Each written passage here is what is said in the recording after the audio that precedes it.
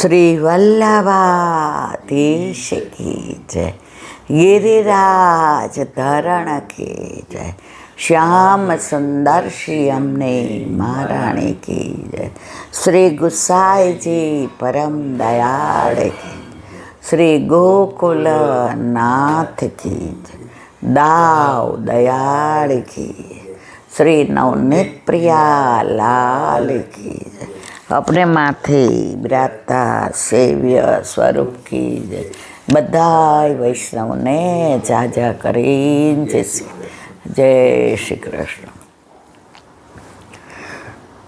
સવારના વહેલા આજે કારણ કે અમેરિકાથી ને મહેમાન આવ્યા છે, હવે બધે એમને ફરવા લઈ જવાના. સંસારમાં રહીને શ્યામને ભજાય, સંસાર છોડીને ના ભજાય. હવે બધા ઉઠે પહેલાં સત્સંગ કરી લઈએ તો આજનો દિવસ વાંજ્યો ના જાય. વલ્લભ એટલો કૃપાળુ છે, એટલો કૃપાળુ છે કે ઉઠ્યા ત્યારે એમ થતું તો આજે કેવી રીતે કરશું, પણ તરત વવે પૂછ્યું, મમ્મી સત્સંગ કરો છો? મેં તો ચલો અત્યારે જ કરી લઈએ, કારણ કે આખો દિવસ એ બધાની હારે બેસવું, હસવું, બોલવું, અને આજે બધું સમજીને જીવવું જોઈએ.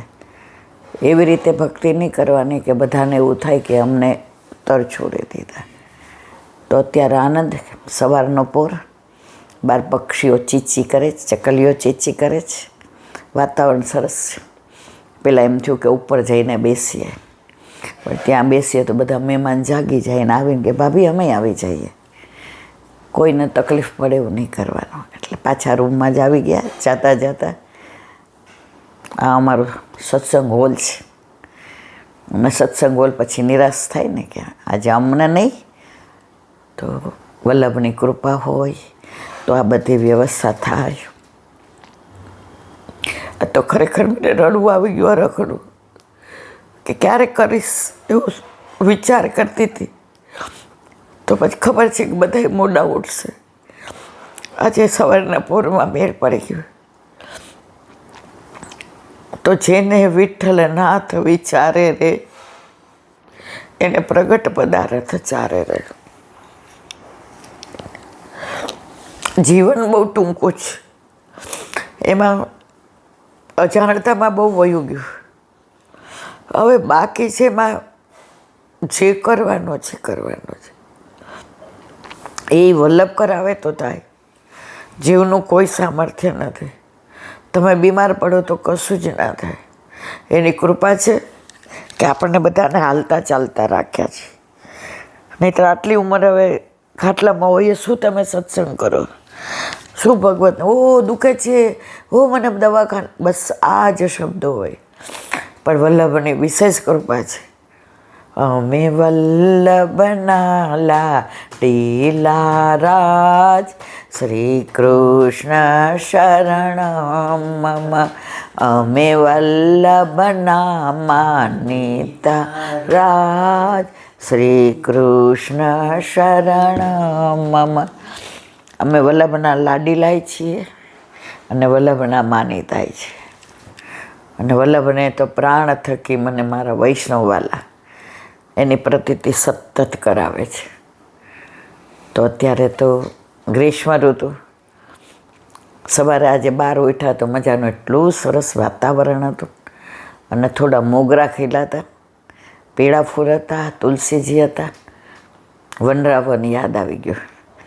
મારું વનરાવન છે રૂડું રે, વૈકુંઠ નહીં રે આવું, હે નહીં આવું હો નંદજીના લાલ રે, વૈકુંઠ નહીં રે આવું.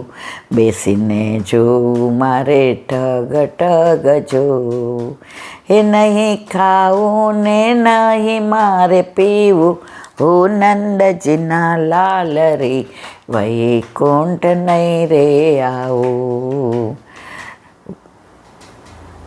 કહેવાનો આશ્રય છે કે ઘરમાં ઠાકોરજી બિરાજતા હોય ને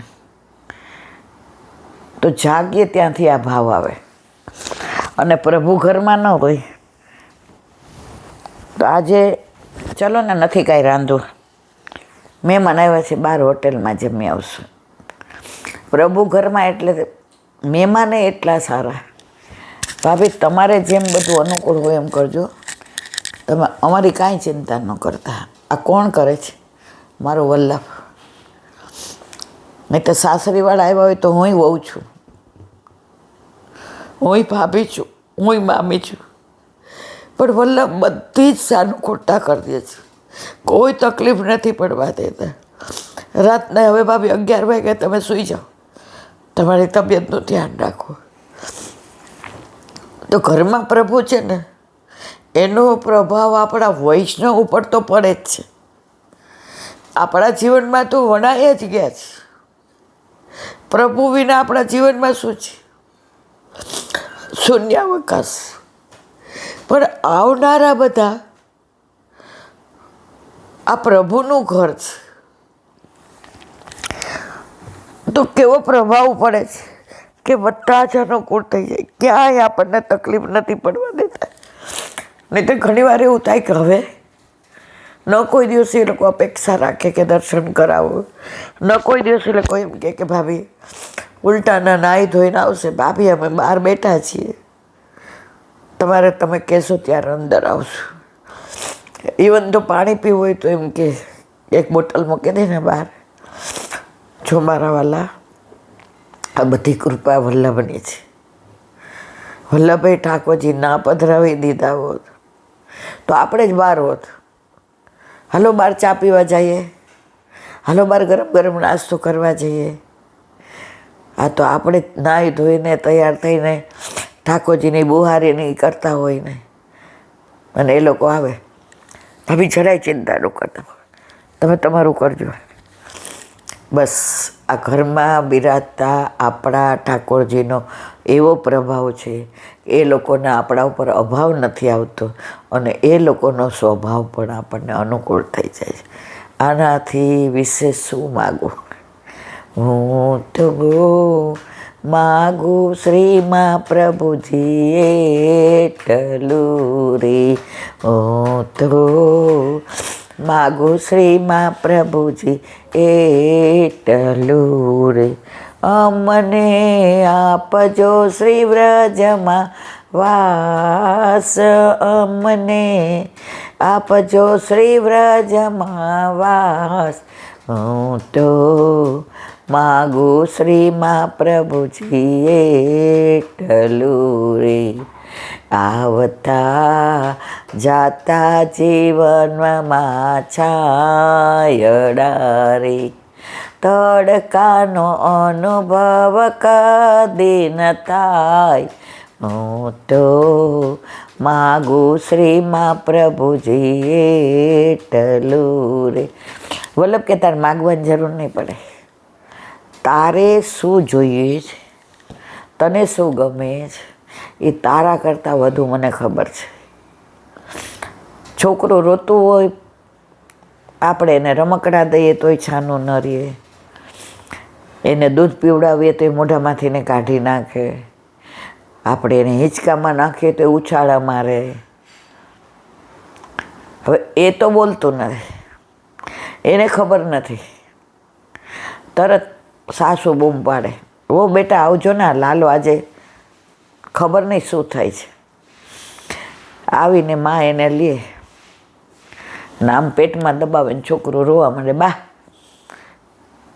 મને ગ્રાઇપ વોટર પાઈ દો, પેટમાં દુખતું લાગે છે. કોઈને ખબર પડી? માને ખબર પડી ગઈ ને. પહેલાં આપણે પિન્ટુ મોન્ટુને ગ્રાઇપ વોટર જ પાતા હતા, અને એને પાઈએ અને હિંચકા નાખીએ, ગાઈએ, એટલું સરસ સૂઈ જાય. ને પછી માથે ઓઢાડીને, બા તમે તમારે હવે અહીંયા બેસો આરામથી, હવે એ કલાક નહીં ઉઠે. કોને ખબર પડી કે એને પેટમાં દુખે? માને. તો આપણી તો માય પ્રભુ છે, બાપે પ્રભુ છે, સખાય પ્રભુ છે, સખી પ્રભુ છે.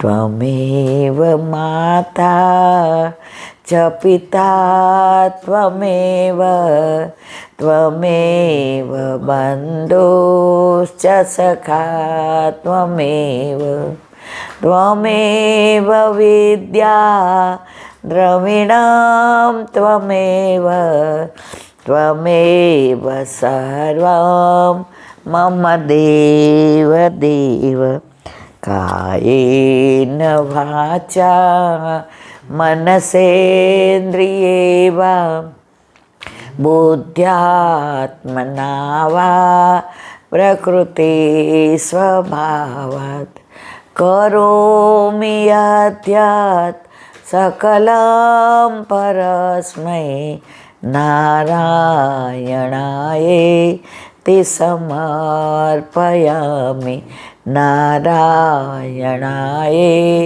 તે સમર્પયામિ નારાયણાય તે સમર્પયામિ. આપણા પ્રભુ આપણું સર્વસ્વ છે. મિત્ર બનીને આપણી વાતો સાંભળે છે. બાપ બનીને આપણી અપેક્ષાઓ પૂરી કરે છે. મા બનીને હૂંફ અને પ્રેમ આપે છે. તારે ક્યાંય રખડવાની જરૂર નથી. લગ્ન થયા ત્યારથી ક્યારેય હું રક્ષાબંધન મેં ઉજવી નથી.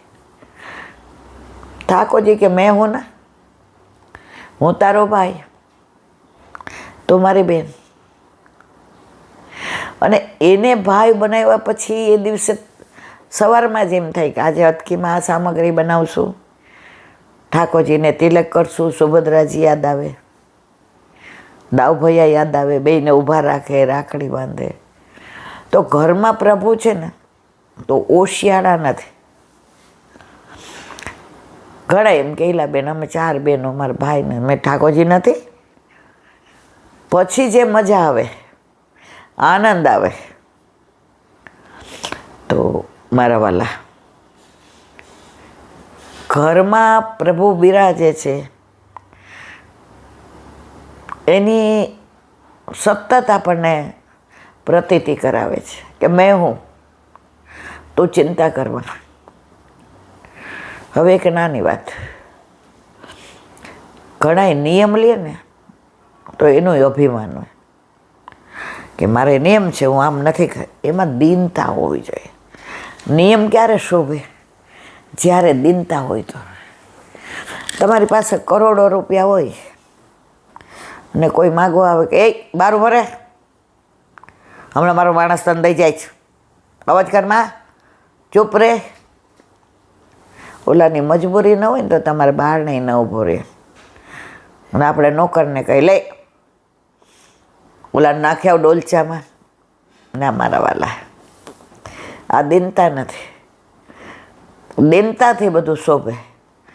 અને એમાંય પુષ્ટિ માર્ગમાં તો દીનતાના પાત્રમાં મન મૂકીને, મનમણી મૂકીને ભક્તિના દેશમાં જાજો રહેલો દયારામભાઈ. આપણામાં મુખ્ય દીનતા છે. તો ઘણા નિયમ લે ને તો એ અભિમાન. એક સંત હતા, નવા નવા સંત બન્યા.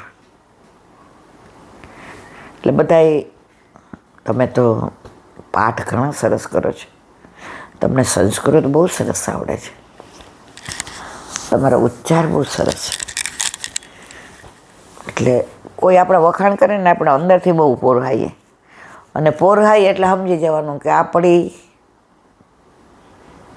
પ્રગતિની નિશાની નથી, પતનની નિશાની. મને એક ભગવદીએ કાયમ કહેતા હતા, ઈલા સત્સંગ સરસ કરસ પણ કોણ કરાવે છે? હું કહું વલ્લભ. તને વાણીનું દાન કોણે આપ્યું છે? વલ્લભ. કોઈ વખાણ કરે ને ત્યાંથી ખસી જાજે, અને તારા માટે ગમે એમ બોલે ને એની પાસે ઊભી રહેજો. ગોકુળનાથજીએ કહ્યું છે, વંચકોને નિયરે રાખો, નજીકમાં રાખો. એ તમને સતત યાદ દેવડાવશે કે તમે ખોટું કરો છો. તું હજી જ્યારે શરૂ કર્યું ત્યારે તું હજી થોડી નાની છો, વખાણ કરશે તને બહુ ગમશે, પણ પતન થતાં વાર નહીં લાગે. શરૂઆતમાં બહુ એવું થતું, જ્યાં જઈએ ને બહુ સરસ ઈલાબેન છે, ખોટો નહીં બોલું, મનમાં રાજી થાતે. પછી ભગવદીએ મને યાદ આવે આજની. હવે તો વલ્લભ એવી કૃપા કરી છે, મનમાં કોઈ એવી અપેક્ષા નથી, આશા, બસ હું અને મારો વલ્લભ. પણ જો આવા ભગવદીઓનો સંગ થયો તો પતન ન થયો.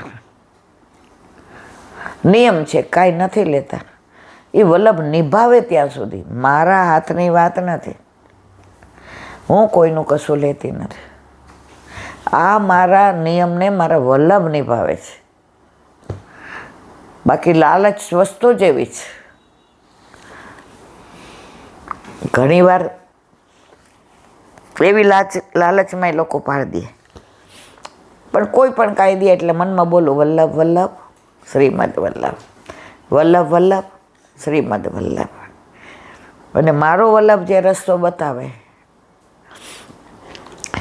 એકવાર એક બેન બિચારા ફોરેનથી આવ્યા,